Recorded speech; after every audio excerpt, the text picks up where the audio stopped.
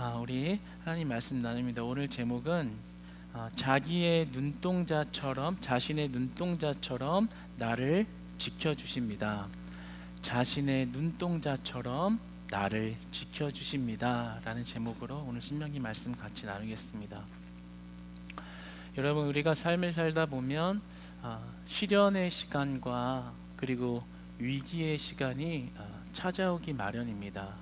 누구나 그런 시간은 거부하고 싶습니다. 그런데 그 고난의 시간이 쓸데없는 시간만은 아닙니다. 더 정확하게 오늘 본문을 통해서 말하면 그 고난의 시간은 우리에게 유익의 시간이 될 수 있습니다. 그렇지만 지금 시련의 시간을 보내고 있는 사람들에게는 고난이 유익이 된다라는 말이 얼마나 야속하고 별로 마음에 와닿지 않고 또 반감마저 드는 말일 수 있겠어요. 어떻게 고난이 유익인가요? 내가 당한 고난을 아시나요? 분명히 가볍게 말할 수 있는 그런 주제와 말은 아닙니다. 그러나 그럼에도 하나님의 말씀을 깊이 들어가 발견하게 되면 우리가 우리 인생에 닥친 시련이 축복이요, 유익한 시간입니다 라고 고백할 수밖에 없는 그 하나님의 사랑과 숨겨져 있는 그 축복이 있습니다. 저는 그래서 고난의 시간을 보내고 계신 분들이 어떻게 하나님은 그 고난이 유익이 된다, 축복이 된다고 그렇게 야속하게 말하실 수 있을까라는 그런 마음이 오늘 이 말씀 안에서 은혜로 풀려져 나아가기를 소망해 봅니다. 그 고난이 유익입니다 라는 그런 믿음의 전환이 되어서 그 고난의 시간을 주의 말씀으로 든든히 이겨갈 수 있는 그런 은혜의 공급이 여러분 모두에게 주어지기를 주님 안에서 축복합니다. 여러분, 우리가 인생을 살면서 인생의 목표를 어떤 안정감에다가 초점을 맞춰두면 그 인생은 절대 행복할 수가 없습니다. 내가 돈을 많이 벌고 그리고 어떤 좋은 직업을 가지고 내 능력을 가지고 나는 안정감을 얻을 거야 라는 인생의 목적을 안정감에다가 설정해 놓으면 그 인생은 절대 안정될 수가 없습니다. 안정을 찾으면 내 인생이 행복해질 거야 라는 그런 생각을 한다면 그 계획은 반드시 실패하고 말 겁니다. 돈을 벌면 경제적인 어떤 자유함이 나에게 많은 시간을 주고 행복을 주고 여유를 주고 가족과 함께 할 수 있는 시간을 주고 내가 하고 싶은 것을 마음대로 할 수 있게 하는 그런 행복감과 안정감이 나에게 올 거야 라는 생각을 하고 열심히 달려가고 있다면 그 생각은 잘못된 것입니다.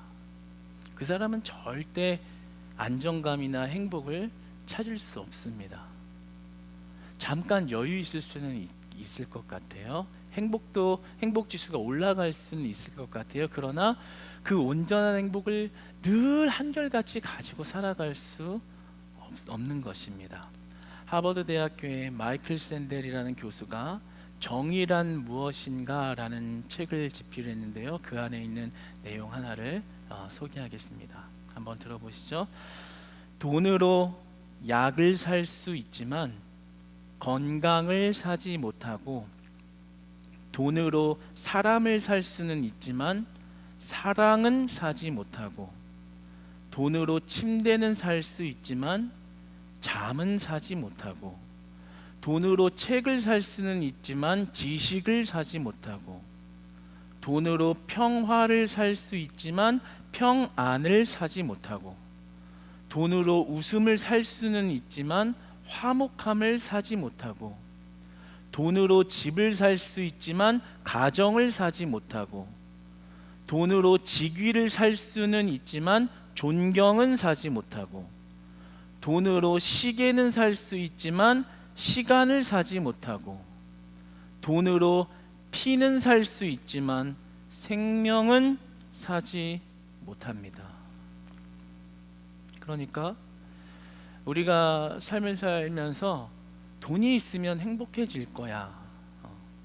내 직장이 안정되고 능력이 좋으면 나는 행복하게 살 거야 라는 그런 마음을 가지고 있다면 이미 그곳에는 행복이 없다는 것을 우리가 알 필요가 있어요. 어떤 내가 가진 돈이나 능력으로 우리 인생의 궁극적인 그리고 본질적인 좀 더 뭔가 궁극적인 그것을 살 수 있다라고 생각하는 것은 틀린 판단입니다. 우리의 삶의 궁극적인 행복은 우리가 돈으로 살 수 있는 것이 아닙니다. 근데 우리는 돈이 많으면 다 해결될 거라고 생각을 하죠. 네. 내가 좀 더 많은 커리어를 쌓아서 내 지평이 넓어지면 안정감을 가지고 행복할 것이다 라고 그렇게 생각을 합니다. 그러나 우리가 지금 앞에 소개했던 그 샌델 교수의 그 한 문장의 고백처럼 우리 인생의 궁극적인 행복과 좀 더 본질적인 그런 안정감은 우리의 손으로 얻어서 만들어낼 수 있는 것이 아니라는 것을 좀 알 필요가 있어요. 여러분, 우리가 항상 하나님의 맞는 말씀이지만 분명한 진리지만 우리가 달게 받아들여지지 않는 게 어떤 말이에요? 여러분, 고난이 축복입니다. 고난이 은혜입니다. 라는 그런 말을 들었을 때 그게 진리의 말씀임에 분명하지만 여러분 그 말씀이 달게 느껴지던가요? 맞아, 고난이 은혜니까 고난 더 받아야 돼. 고난이 축복이니까 주님 나에게 고난을 왕창 주시옵소서. 이런 기도해 보신 분이 계세요? 아무도 없을 거예요. 오히려 반감이 들겠죠. 하나님 진짜 내 고난을 아시는가? 아신다면 고난이 유익이요 축복이요 은혜다란 말을 어떻게 하실 수 있을까? 그래서 믿지 않는 자들, 때로는 믿는 자들도 고난이 축복이라고요. 그러면 당신이 그 축복 받으세요. 당신이나 그 축복 받으세요. 나는 적어도 고난이 축복이라고 생각하지는 않습니다 라고 말하는 사람들이 많아요.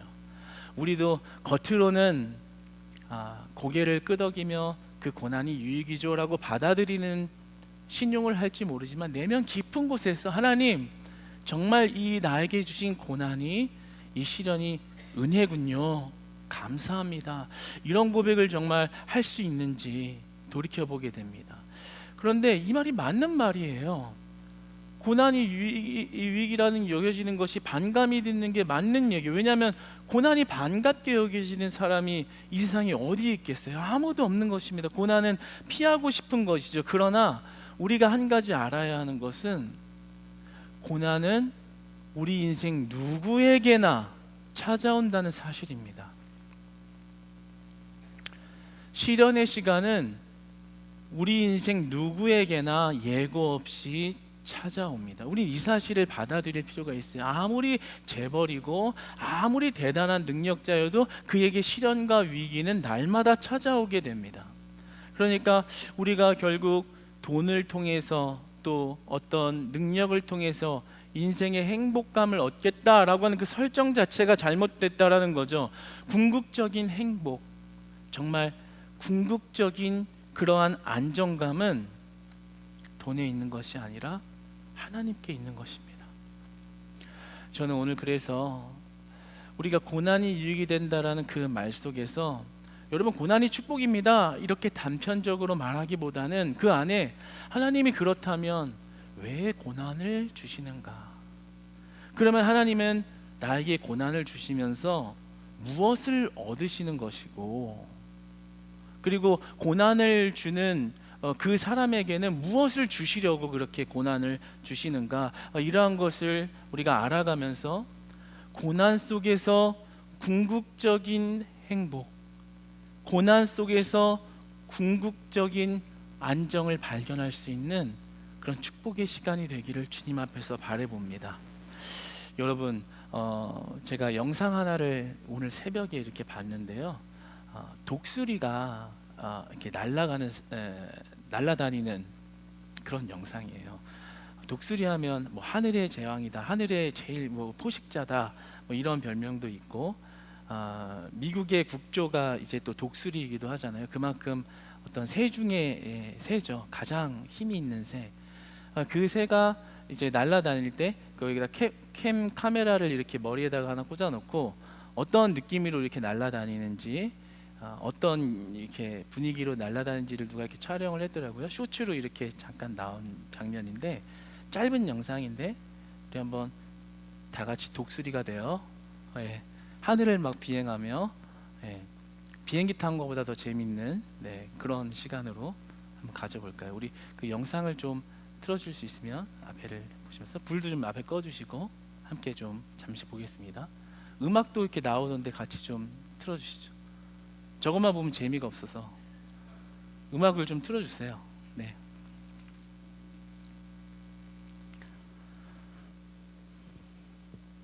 네.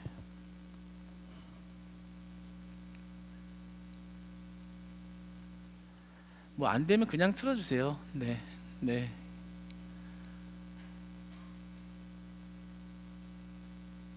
잠깐만 느껴보시죠. 막 쉬, 막 예, 이런 느낌으로. 네.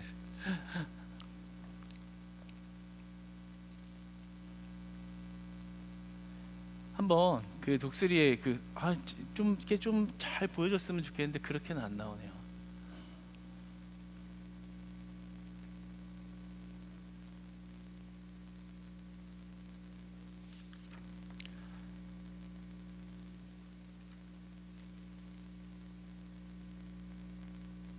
네.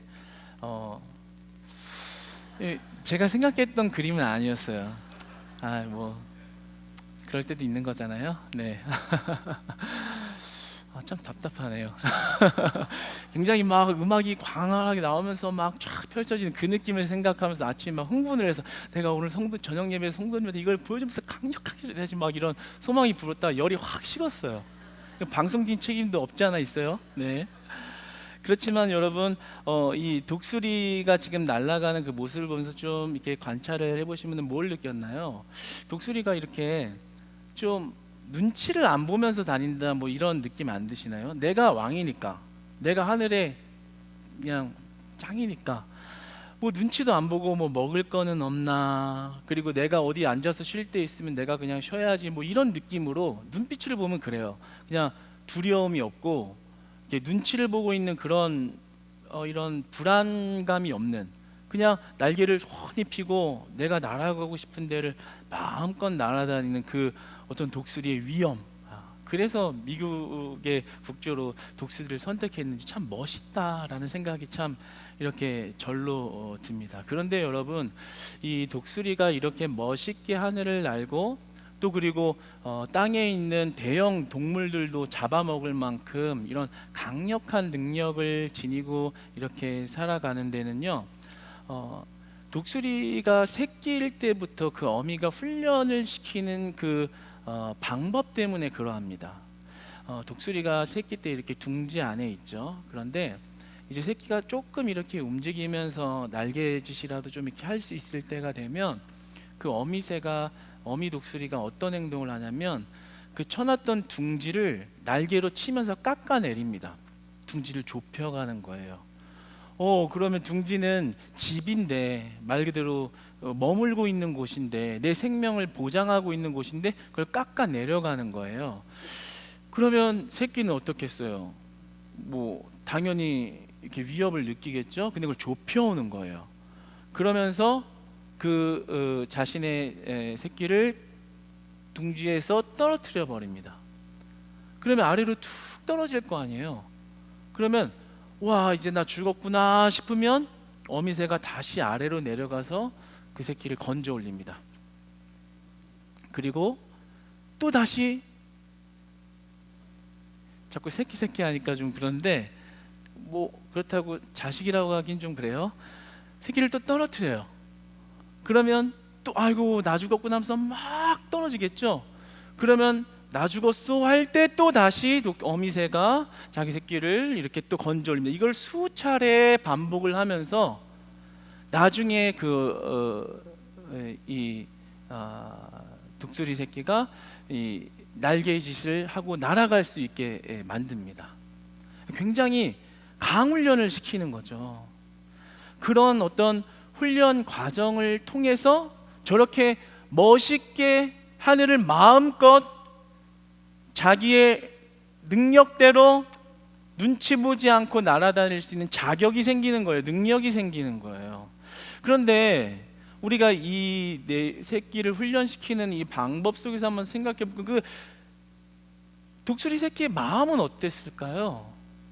아니, 어미라면 좀 지켜주고 보호해주고 둥지를 계속 감싸줘야지, 자기 집을 망가뜨려서 낭떠러지 그냥 떨어뜨려 버리고, 아이고 정말 죽겠다 할 때 건져주고 또 죽일라 그러고, 그리고 실수해서 떨어뜨리면 진짜 떨어져서 땅에 처박히면 죽는 거 아니에요. 어미새라고 무슨 실수 안 하는 법이 있어요? 그러면 자녀를 그렇게 생사를 왔다 갔다 하게 막 훈련시키는 그 어미새를 보면서 무슨 생각이 들겠어요? 아, 감사합니다라는 생각이 들까요? 아니, 엄마가 뭐 저래? 뭐 부모가 뭐 저래? 날 왜 이렇게 힘들게 하는 거야? 그냥 둥지 안에 그냥 행복하고 잘 먹고 안정감 있게 잘 살게 하면 되지. 왜 나를 이렇게 못 살게 하고 죽을지도 모르는 이런 위협에 처하게 하나? 이해가 안 되지 않을까요? 그러나 독수리는 자기의 자식을 맹금으로 만들려고 훈련을 쉬지 않고 반복하게 하여서 저렇게 수천 미터 상공에서 내가 날아다니다가 내가 먹고자 하는 목표물을 발견하면 내 마음대로 쏜살같이 달려가서 심지어는 악어까지도 물어 잡아먹을 만큼 강력한 그런 정말 독수리의 하늘의 왕자라는 이름의 위상을 지킬 만한 그런 온전한 모습으로 만들기 위한 어미새의 그런 마음과 계획이 있는 것입니다. 오늘 본문 11절에서는 모세가 이와 같은 비유를 들고 있습니다. 11절 말씀을 같이 읽어보겠습니다. 시작. 마치 독수리가 자기의 보금자리를 어지럽게 하며 자기의 새끼 위에 너풀거리며 그의 날개를 펴서 새끼를 받으며 그의 날개 위에 그것을 엎는 것 같이. 지금 제가 설명 영상을 보여드리고 설명드린 그 말씀입니다. 독수리가 자기의 새끼를 그렇게 혹독하게 훈련시키는 이유가 있다라는 거예요. 우리에게 고난과 유익을 주는 것이 쓸데없는 것이 아니라 이유가 있다라는 거예요.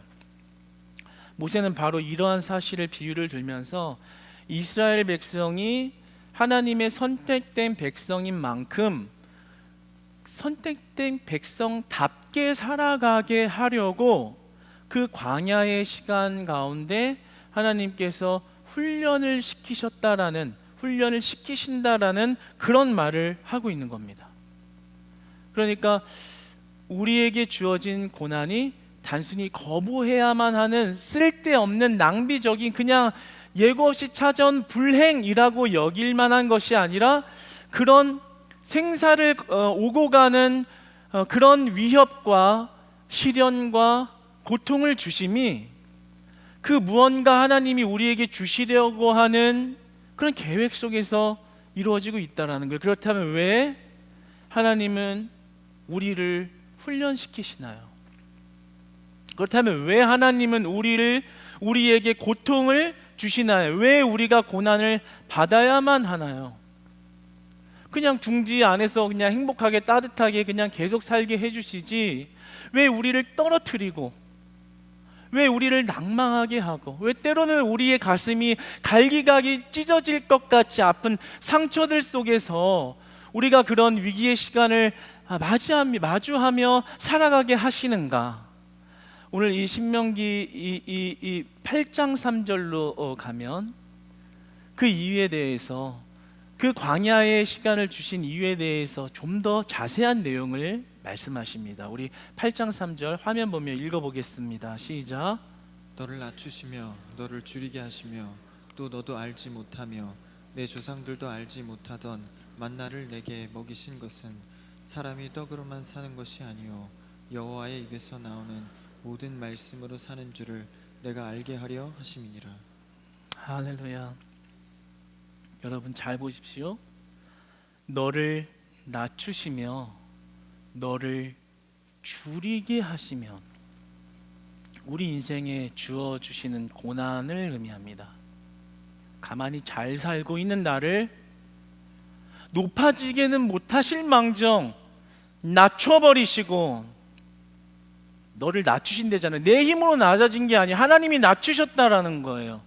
하나님이 개입하셔서 고난을 주셨다라는 거예요. 그리고 줄이게도 하셨다라는 거예요. 아니, 하나님 믿는 백성이면 형통하게 하셨다고 하면 날마다 배부르게 먹고 날마다 하는 일마다 잘 되고 날마다 우물을 파면 물이 그냥 샘솟듯이 솟아나야지. 왜? 낮추시고 줄이게 하시고, 왜 우리 인생을 고난스럽게 하시는가? 그런데 거기서 이어서 말씀하시죠. 내게 먹이시는 것이 사람이 떡으로만 사는 것이 아니요 여호와의 입에서 나오는 모든 말씀으로 사는 줄을 네가 알게 하려 하심이니라. 우리를 줄이게 하시고 우리를 낮추시게 하는 이 우리에게 고통을 주신 이유에 대해서 말씀하시기를, 네가 떡으로 살지 않게 하려고, 하나님의 말씀의 공급을 받아 살게 하려고 그 독수리가 어미새를 혹독하게 훈련시키듯 하나님이 우리를 낮추시기도 하고 그리고 줄이게도 하시고 고통스러운 상처 속에 파묻히기도 하신다라는 거예요. 왜냐하면 우리는 떡으로만 살려고 하는 습성이 있거든요. 하나님 없어도, 교회 안 가도 돈 많으면 잘 살 수 있어. 내 능력 있으면 잘 살 수 있어. 하나님이 없어도 내 배만 배부르면 나 그냥 그렇게 살아갈 수 있어라는 그러한 죄성, 인간의 습성, 그 죄의 습성이 우리 안에 그 DNA적으로, 우리 유전적으로 완전히 박혀있기 때문에 우리는 그 은혜 없으면 바로 떡을 찾는단 말입니다. 그래서 만나와 메추라기를 광야에서 먹을 때는 좋다고 했지만 그게 사라지면 바로 하나님을 원망하고 모세를 원망했죠. 차라리 다시 애굽으로 돌아가서 비참하게 종 노릇을 하고 노예 노릇을 하고 채찍을 맞고 고통스러운 삶을 살아도 여기서 떡을 못 먹는 것보다는 그게 낫겠다라고 하며 마음에도 없는 말을 하며 원망을 하죠. 그런데 그것은 이스라엘만의 문제가 아니라 모든 인간들이 가지고, 저와 여러분이 가지고 있는 죄의 습성인 거예요. 우리 누구나 그런 마음들이 다 있습니다. 돈이 있어야 잘 살지, 능력이 있어야 잘 살지. 그러나 그것에선 잘 살 수 있는 방법과 해결이 되지 못합니다. 하나님은 그래서 우리에게 고통을 주시면서 그 고통이 쓸데없거나 그냥 하나님이 심심해서 우리를 그냥 괴롭히려고 하는 것이 아니라 그 시간을 잘 연단시키셔서 그 시간을 잘 가혹하지만 그것을 잘 이기게 하셔서 자꾸만 떡으로 살아가려는 우리의 습성을 없애주시고 하나님의 말씀을 의지하도록 변화시켜 주시는 거예요. 하나님, 내가 떡으로 살 수 있는 것이 아님을 고백합니다. 떡을 먹는다고 내 인생이 행복한 것이 아님을 고백합니다. 하나님, 하나님의 말씀이 전부이시군요.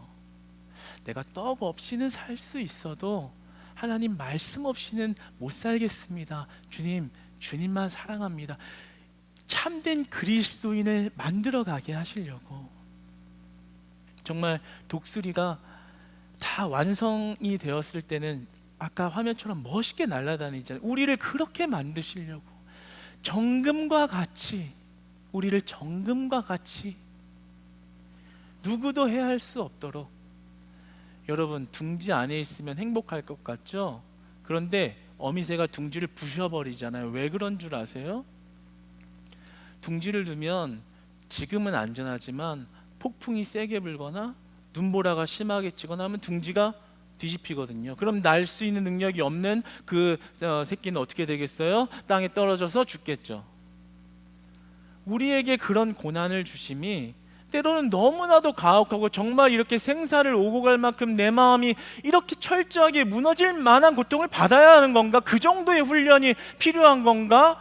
라는 의문과 반감도 하나님 앞에 들 수 있지만, 그래도 우리가 이 시간 믿음의 눈을 들어서 온전히 바라보고 우리의 믿음이 전환되기를 소망하는 것은, 하나님이 우리를 떡으로만 살지 않게 하시고 그의 나라와 그의 의와 그의 뜻을 구하며 살아가는 참된 그리스도인이 되게 하기 위함이라는 하나님의 마음과 그 계획과 뜻이 있다는 거예요.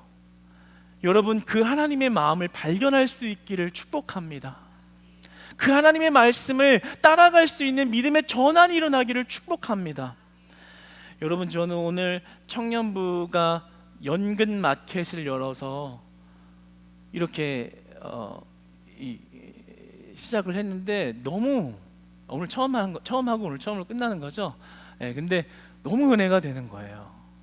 저는 그 준비 과정을 다 지켜봤거든요. 정말 자신들이 집에서 가장 아끼는 물건,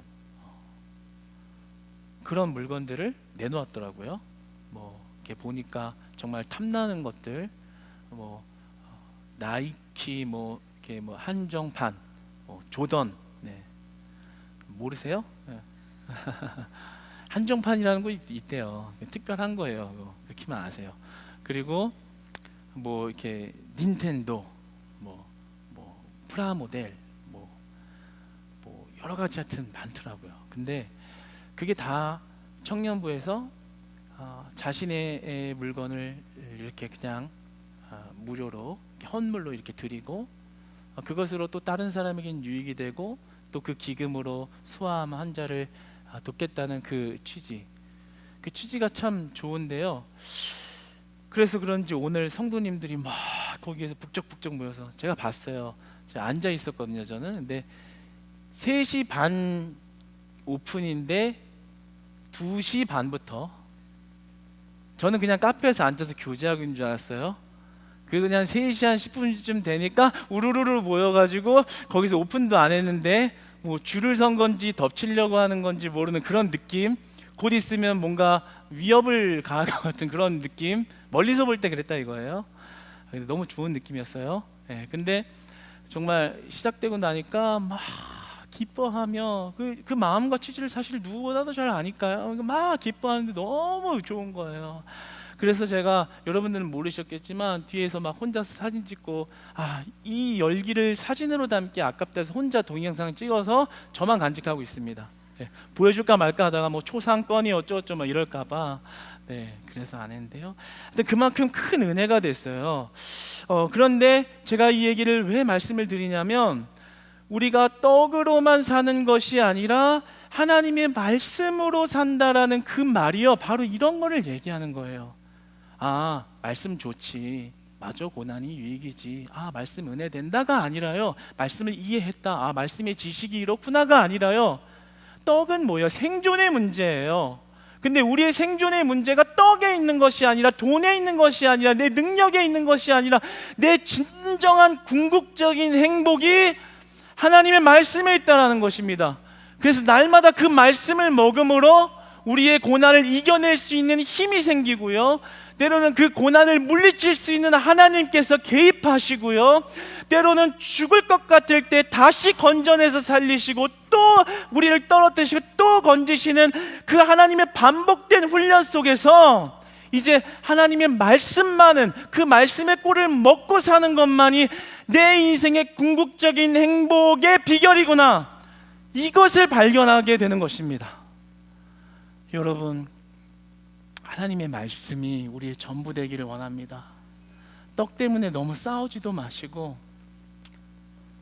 떡 때문에 너무 마음 아파하지도 마세요. 하나님의 말씀이 그보다 배부르게 하시며 그보다 뛰어나게 하심을 믿으시기 바랍니다. 경북대 총장을 지냈던 박찬석 님이 한 고백을 한 이야기가 있는데요. 재미있는 이야기예요. 자신이 어렸을 때 집이 찢어지게 가난하고 돈이 없었다는 거예요. 그래서 공부를 하기도 참 어려운 상황이었는데, 이렇게 대구 중학교로 이렇게 가가지고 유학 가듯이 가가지고 공부를 했는데 첫 번째 1학년 8반에서 이렇게 석차가 그 당시 이렇게 나왔는데 68명 중에 68등을 한 거예요. 그래서 꼴찌를 한 거예요. 아, 참 공부해 보겠다고 아버지가 이렇게 없는 살림에 보냈는데 말이 아닌 거죠. 그래서 성적표를 보여줘야 되는데 그 아버지나 어머니도 이제 뭐 이렇게 없이 살다 보니까 이제 뭐 공부도 못했어요. 그래서 68에 이게 68 다시 68 이거를 지우고 1 이렇게 써가지고 갔어. 그랬더니 아버지가 이제 막 자기의 평생 소원, 우리 아들이 공부 잘하는 거 1등을 해온 거예요. 첫 번째 가자마자 너무 기뻐하고 이런 모습 보면서 그래 일단 이렇게 넘어가자 이렇게 하고 잠깐 있다가 나왔는데 이분이 충격을 받은 거예요. 왜냐하면 아버지가 없는 살림에 있는 그 유일한 재산인 그 돼지를 잡은 거예요. 채거리 한다고. 그 당시에 그런 게 있었나 봐요. 그래서 뻔히 그 살림을 다 아는데 재산 1호 목록인 돼지를 잡아서 동네 사람들하고 잔치를 해버리니까 그게 얼마나 죄스러웠겠어요. 시냇가로 달려가가지고 자기 머리를 치고 그 물속으로 들어가 숨을 참다가 막 이런 거 답답해서 죽겠는 거죠. 거짓말을 해서 이런 건데 없는 살림에 보태지는 못하면서 있는 돼지를 다 이렇게 팔아서 이렇게 했으니 얼마나 그게 그 아이 안에 큰 충격이었겠어요. 그래서 그 충격을 안고 산 거예요. 그래서 그걸 잊어먹지를 못하는 거예요. 시간이 가도. 그래서 공부를 열심히 한 거예요. 그래서 나중에는 교수가 되고 17년이 지나서 이제 교수가 되고 지금 뭐 이렇게 훌륭한 사람이 됐습니다. 그런데 그러고 나서 이제 시간이 많이 지나고 나서 이제 손자까지 있는 이런 상태에서 한 46쯤 됐을 때, 5, 6쯤 됐을 때 그때 이제 어머니 아버지께 가서 어머니, 내가 그때 중학교 1학년 때 내가 1등한 거요 이렇게 얘기를 하는데 딱 옆에서 아버지가 담배를 피우고 계시다가 이렇게 얘기를 했대요. 야 그만해라. 나 다 알고 있었다. 다 알고 있었다. 저기 손자 민우가 듣는다. 그만해라. 이렇게 얘기하셨다라는 거예요. 참 여러분 이거 뭐 어떤 게 느껴지나요? 자, 아버지의 마음이 느껴지지 않아요? 거짓말한 거 알고 있었는데 그러면 이놈의 이때는 새끼가 맞아. 이놈의 새끼 일로 와. 회초리를 막 타작을 해도 모자랄 것 같은데 눈 감아주고 자신의 가장 아끼는 것을 그냥 이렇게 베풀어 버리는 아버지의 마음을 어떻게 우리가 이성적으로 설명할 수가 있겠어요? 여러분 오늘 본문에 눈동자라는 말이 나오죠. 이것은 히브리어로 이숀이라는 말입니다. 그런데 이 가지고 눈동자, 이 이숀이라는 말이 가지고 있는 속뜻은 뭐냐면요. 이 눈동자는 매우 신경을 써서 보호해야 하는 귀중한 것이다라는 개념을 가지고 있습니다. 뿐만 아니라 가장 약한 부분이죠. 우리의 신체 중에서 건드리면 가장 어떤 민감한 부분이죠. 그렇기 때문에 최우선적으로 아끼며 아주 조심스럽게 보호해야 하는 신체 부위라는 뜻을 가지고 있어요. 그런데 오늘 하나님께서 우리를 낮추시기도 하시고 줄이시기도 하시고 고통스럽게 하시는 그분이 오늘 말씀에 뭐라고 말씀하십니까? 오늘 뭐라고 말씀하세요? 자기의 눈동자 같이 지키셨도다. 그 돼지를 팔아도 전혀 아깝지 않아. 난 너의 마음 그게 중요해. 마치 하나님께서는 우리를 고통스럽게 하지만 야 훈련 잘해야지 더 힘내서 더 잘해봐 이런 말이 아니에요. 우리를 그냥 훈련해서 좋은 사람 만들자 이런 말이 아니에요. 그분은 자신의 생명을 바쳐서 우리를 살리신 분입니다. 그 사랑의 마음이 존재한다는 거예요. 내 안에 가장 귀한 하나님의 눈동자, 하나님의 어떤 분이 가장 귀한 것처럼 여러분을 조심스럽고 아깝고 아끼고 귀하다고 말씀해 주시는 거예요.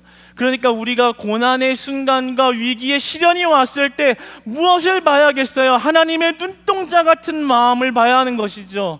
하나님의 눈동자처럼 나를 지키시고자 하는 간절히 나를 사랑하시는 그 마음을 발견해야 하는 것입니다. 그때서야 그 사랑이 보일 때서야 비로소 하나님 나 떡으로 살지 않아도 주님의 말씀 눈동자처럼 나를 그렇게 아끼신다고 하는 그 말씀이 나를 살리는 것이지 떡이 나를 살리지 못합니다. 하나님 주의 말씀으로 살아가겠습니다.